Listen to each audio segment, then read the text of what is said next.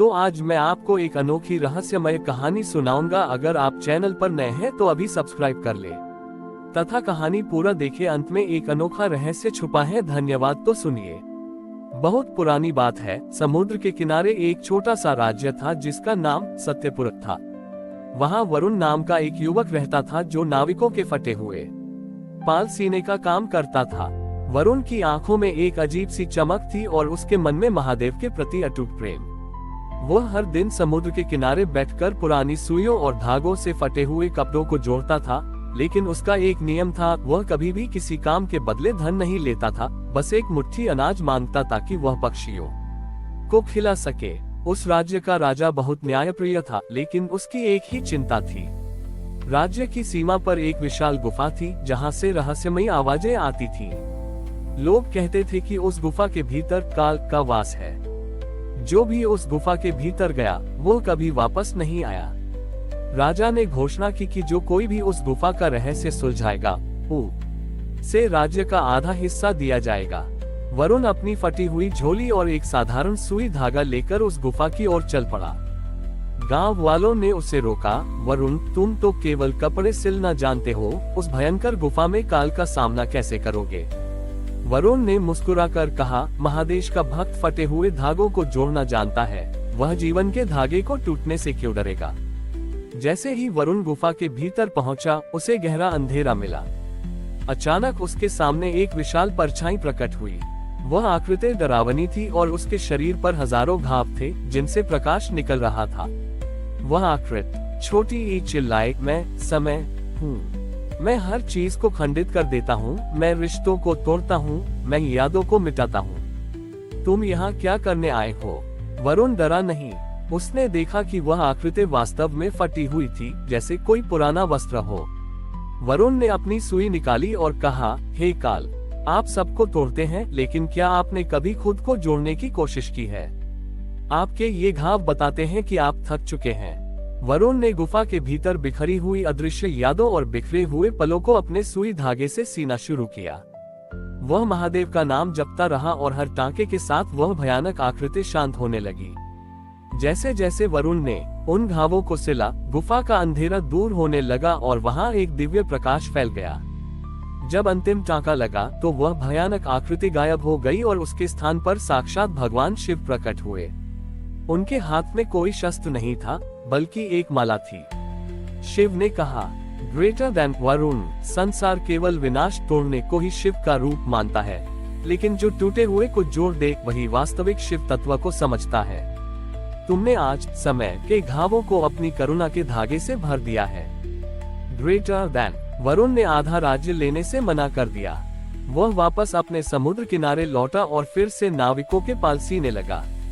लेकिन न अब उसके पास एक अद्भुत शक्ति थी। वह जिसके भी फटे हुए कपड़े सिलता, उस व्यक्ति का टूटा हुआ मन और बिखर चुका परिवार भी अपने आप जुड़ जाता था। सत्यपुरा के लोग अब समझ चुके थे कि शिव केवल संहारक नहीं, बल्कि वह परम सूत्रधार हैं जो ब्रह्मांड के हर टूटे हुए हिस्से को प्रेम की सुई से जोड़कर रखते हैं। वरुण ने सिखाया कि सबसे बड़ी पूजा किसी के बिखरे हुए जीवन को समेटना और उसे महादेव की भक्ति के धागे से पिरोना है।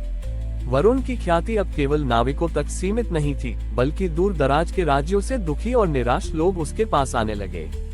एक दिन निर्मल नाम का एक युवक वरुण के पास पहुंचा। निर्मल एक बहुत बड़ा व्यापारी था जिसके पास अपार धन संपदा थी, लेकिन एक भीषण व्यापारिक घाटे और अपनों के विश्वासघात ने उसे पूरी तरह तोड़ दिया था। वह इतना हताश था कि उसे जीवन में अब कोई अर्थ नजर नहीं आता था।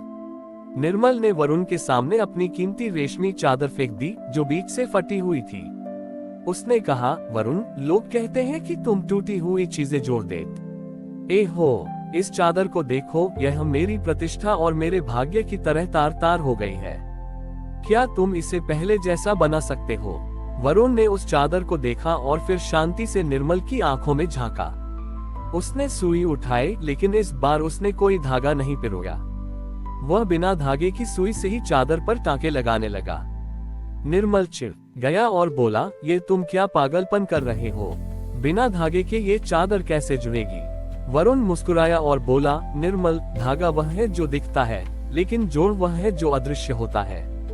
तुम्हारी चादर तो रेशम की है, इसे मैं धागे से सिल सकता हूँ, लेकिन तुम्हारे मन में जो दरारें आई हैं, उन्हें भरने के लिए मौन और प्रतीक्षा की सुई चाहिए। तुम बाहर की चादर ठीक करने आए हो या भीतर की? निर्मल चुप हो गया। वरुण ने उसे वहीं पास के एक मंदिर में ले जाकर महादेव के अर्धनारीश्वर रूप के सामने खड़ा कर दिया। वरुण ने समझाया कि जैसे महादेव में शिव और शक्ति यानी विनाश और सृजन दोनों साथ साथ रहते हैं, वैसे ही जीवन में लाभ और हानि एक ही सिक्के के दो पहलू हैं। वरुण ने उस फटी हुई चादर को सिलने के बजाय उसके दो अलग अलग हिस्से कर दिए और उन दोनों हिस्सों से दो छोटे छोटे थैले बना दिए। उसने एक थैला निर्मल को दिया और कहा, इस थैले में अपनी शिकायतों को भरो और जो दूसरा हिस्सा है उसे किसी ऐसे व्यक्ति को दान कर दो जिसके पास तन ढकन एक को कपड़ा न हो। निर्मल ने वैसा ही किया। जैसे ही उसने उस फटे हुए कपड़े का दान किया, उसे अपने भीतर एक अजीब सी पूर्णता महसूस हुई। उसे समझ आया कि उसका दुख इसलिए बड़ा था क्योंकि वह केवल अपने टूटने पर ध्यान दे रहा था। जब उसने दूसरों के अभाव को देखा तो उसका अपना घाव छोटा लगने लगा। कुछ दिनों बाद निर्मल वापस वरुण के पास आया। इस बार उसके चेहरे पर शांति थी। उसने देखा कि वरुण अब भी वहीं बैठा फटे हुए पालसी रहा था। निर्मल ने वरुण के पैर छुए और कहा, तुमने मेरी चादर तो नहीं जोड़ी, लेकिन तुमने मुझे ये सिखा दिया कि टूटी हुई चीजों से भी कुछ नया और सुंदर बनाया जा सकता है। महादेव की कृपा से वरुण ने सिद्ध कर दिया कि जीवन का हर फटना या टूटना अंत नहीं है, बल्कि वह एक नए सृजन की शुरुआत है।